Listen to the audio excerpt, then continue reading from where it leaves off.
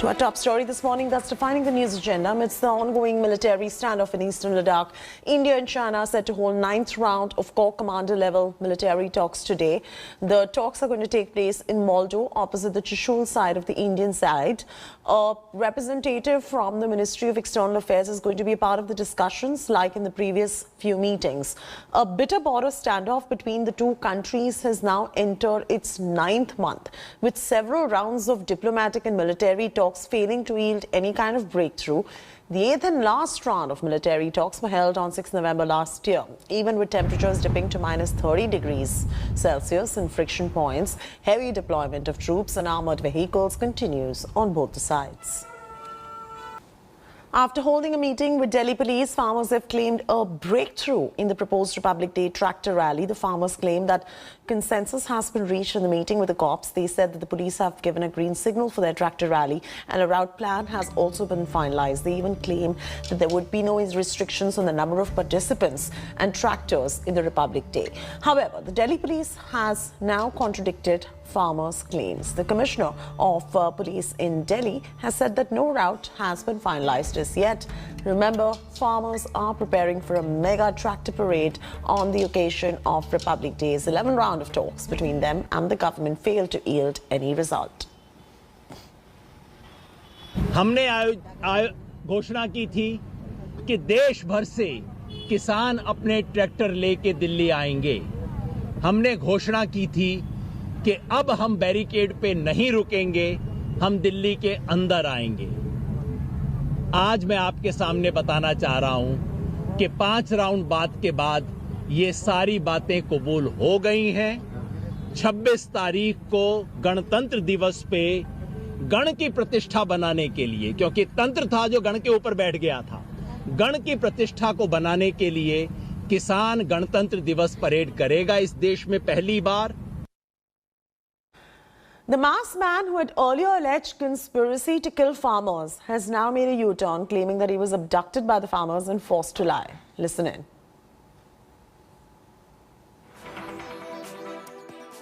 Actually क्या होता sir, वहाँ पे मैं सिर्फ चाउमीन खा रहा था, कुछ किसान भाइयों के साथ थोड़ी तो मैं हो गई थी सर, बस इतने को सर वो ले गए थे सर मुझे। उन्होंने ले जाकर सर 1-2 दिन में कुछ मेरे पे प्रेशर भी था और कुछ मेरे पे ये लग रहा था कि कुछ होगा सर। सब झूठ था सर, ऐसा कुछ नहीं था सर। कोई पुलिस वाला नहीं है, कोई ऐसा नहीं है सर। मैं गरीब इंसान का गरीब लड़का हूँ सर, सिंह ऐसा कुछ भी नहीं था सर। ना कोई पुलिस वाला है, ना कोई हथियार आए हैं, सब झूठ था sir.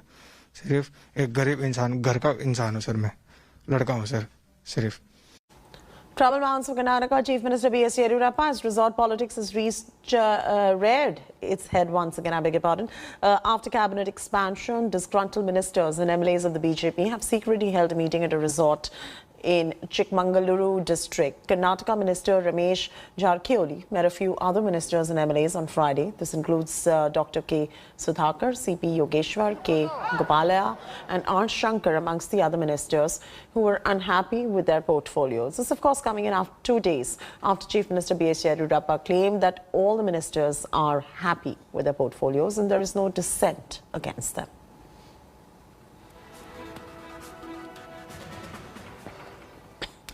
Days ahead of Republic Day, the Border Security Force has achieved a major success when it detected a 150 meters long and 30 feet deep tunnel. This is the 4th tunnel detected by BSF in the past 6 months. According to BSF, Pakistan has constructed this tunnel from zero line so that one can crawl easily to pass through the tunnel. Karachi-made sandbags have also been recovered from inside the terror tunnel. BSF says that this kind of tunnel cannot be built without the support of Pakistani army. Earlier, BSF had shot down Pakistani hexacopter carrying load of weapons and ammunition in June 2020 in the same area. BSF troops had also foiled an infiltration bid in the same area in November 2019, wherein BSF troops had fired upon the party trying to infiltrate into India. We are now being joined by the Inspector General of the Border Security Force, Jammu Frontier, Mr. N.S. Jamwal. Mr. Jamwal, first of all, thanks for speaking to India Today. Another plot of Pakistan to push terrorists into Jammu and Kashmir ahead of Republic Day has been foiled. A tunnel has been detected here at the international border in Katwa district. Sir, share some more details about this.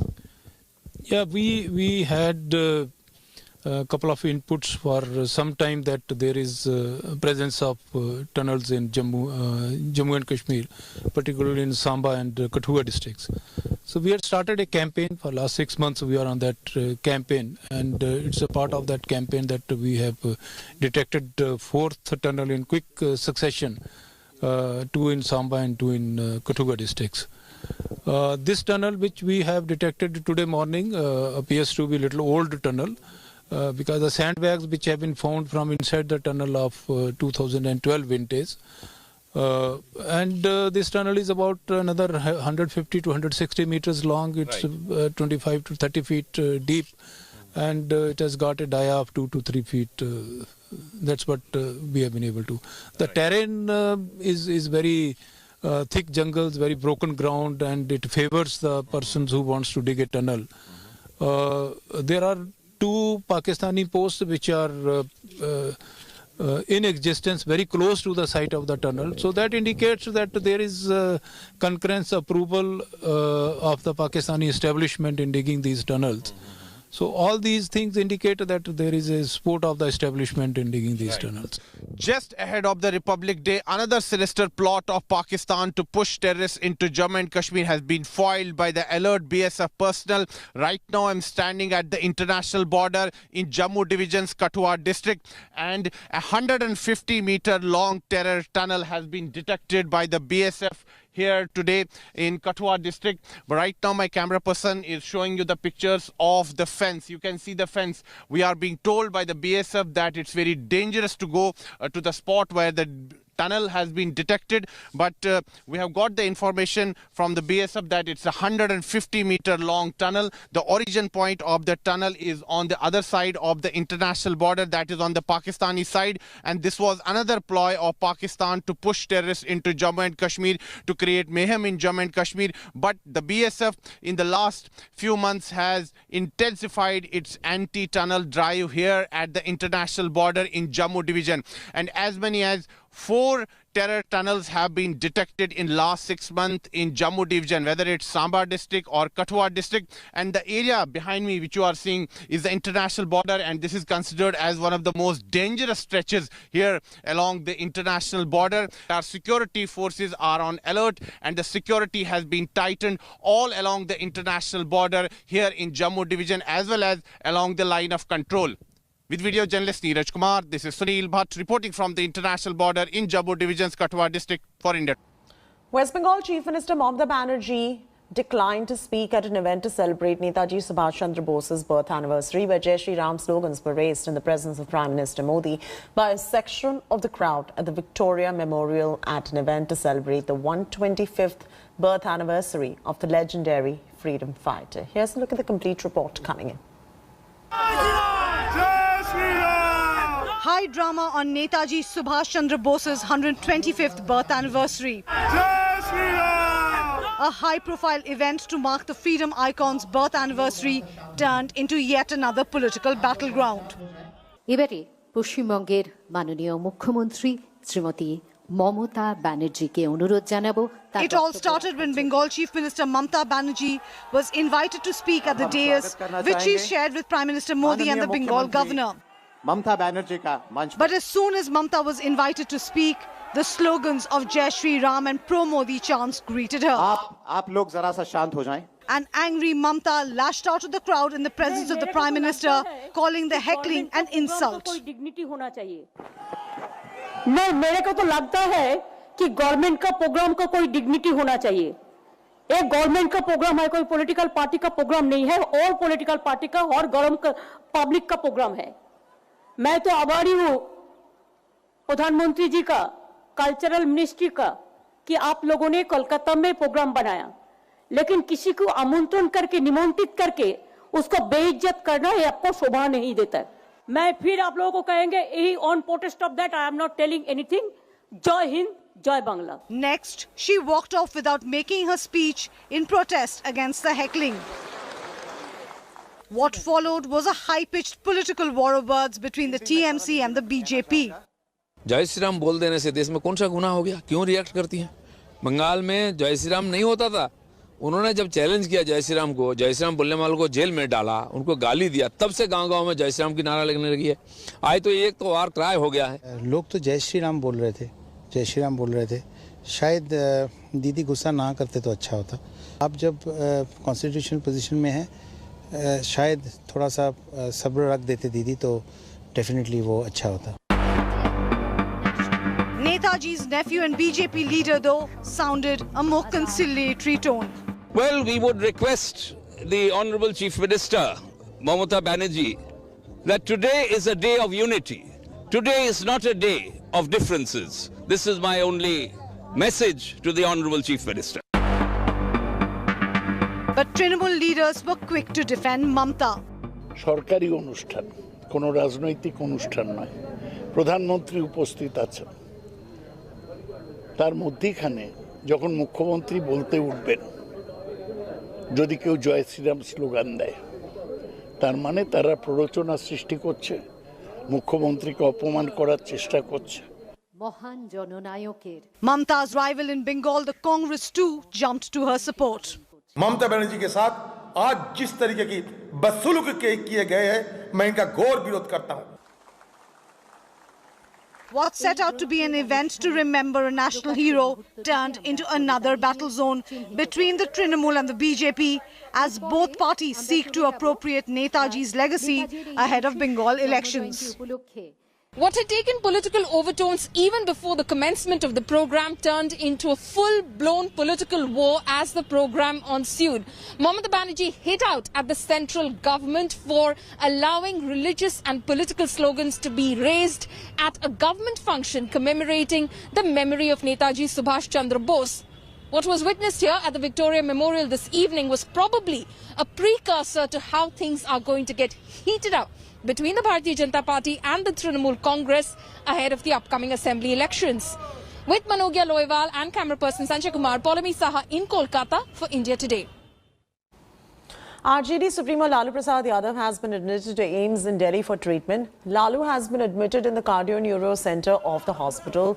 The former Bihar Chief Minister, who is convicted in 4 scam cases, was undergoing treatment at the Rajendra Institute of Medical in Ranchi for multiple ailments. Lalu complained of breathing troubles, and after initial tests, doctors discovered a lung infection and symptoms of pneumonia.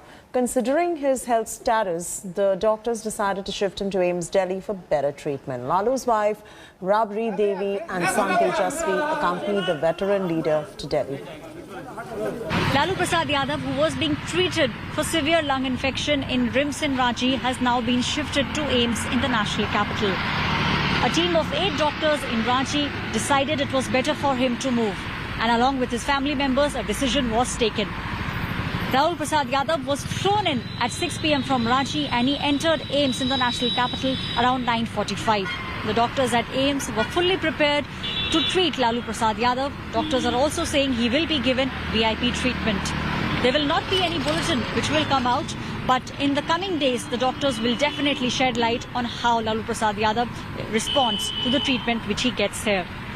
His son Tejasvi Yadav and wife Rabri Devi were amongst the ones who are now inside the hospital, where his treatment, from what we understand, has already begun. This is Shwara Paliwal reporting for India Today with camera person Ashok Phenot. And wedding bells ringing in B-Town as Varun Dhawan is finally tying the knot with his longtime girlfriend Natasha Dalal. Here's a sneak peek into the inside details of this cozy B-Town wedding affair in Alibag. It's a new year and new beginnings for Varun Dhawan as the actor is finally tying the knot with his longtime girlfriend Natasha Dalal. Varun Dhawan's wedding has been quite the topic of conversation for fans, and finally putting an end to all the speculations, Varun's uncle and veteran actor Anil Dhawan confirmed that he is marrying Natasha Dalal on the 24th of January. As Varun Dhawan and Natasha's wedding day draws near, the bride-to-be was spotted leaving her house for the wedding venue in Alibag. A few staff members were also spotted carrying large bags which probably contained Natasha's wedding outfit and putting them in cars. Reportedly, David Dhawan has requested the star working at the wedding venue to avoid using their cell phones so that videos and pictures from the wedding festivities is not leaked online. Varun Dhawan and his family were later spotted with Natasha at the Majgaon dock leaving for Alibag. Alibag is a mere 20-minute boat ride from Mumbai, and the resort saw a flurry of guests arrive for the impending wedding festivities. Apart from family friends, Varun Dhawan's parents David and Lali Dhawan arrived at the venue in a black car. Bridegroom-to-be Varun Dhawan was also spotted getting out of a car at the close friends of the Dhawan family like director Kunal Kohli, Shashank Khaitan and Karan Johar were all spotted reaching the destination. According to reports, Varun and Natasha will tie the knot in Alibag in a private ceremony at a luxurious resort called the Mansion House, and the wedding will reportedly be attended by just 50 guests, including Shah Rukh Khan, Karan Johar and Salman Khan among others. The accommodation for all guests has reportedly been done in 3 different villas. In fact, the 3-day-long wedding festivities reportedly began with a chunni ceremony scheduled at Natasha's home on the 21st of January. This is a Punjabi wedding ritual where the groom's family visits the bride's home and gives her the wedding outfit, bridal chunni, and later the elders bless the couple. The marriage was originally planned for May 2020, but due to the COVID-19 pandemic and the lockdown, it was pushed to 2021. Varun and Natasha have always been quite open about their relationship, from posting together for the Shutterbucks to professing their love for each other on social media and even vacationing together. They have always worn their heart on their sleeves. Also, if you jog your memory, Natasha was spotted attending the Karwa Chauth Puja in 2020 at Anil Kapoor's residence in Mumbai along with Varun's sister-in-law Janvi. For the uninitiated, Natasha went to the same school as Varun Dhawan and they have known each other and their respective parents way before he became an actor. Reports arrived that after the wedding, the couple's honeymoon will have to wait as Varun will jet off to Arunachal Pradesh to begin the shooting for his upcoming film Bhediya with Kriti Sanon. And we think that his wife Natasha may just accompany him for the same to the stunning state. Hello everyone, this is Rahul Kamal here. Hope you enjoyed this video. For the latest news and analysis, like and subscribe the India Today YouTube channel and don't forget to press the bell icon to stay updated.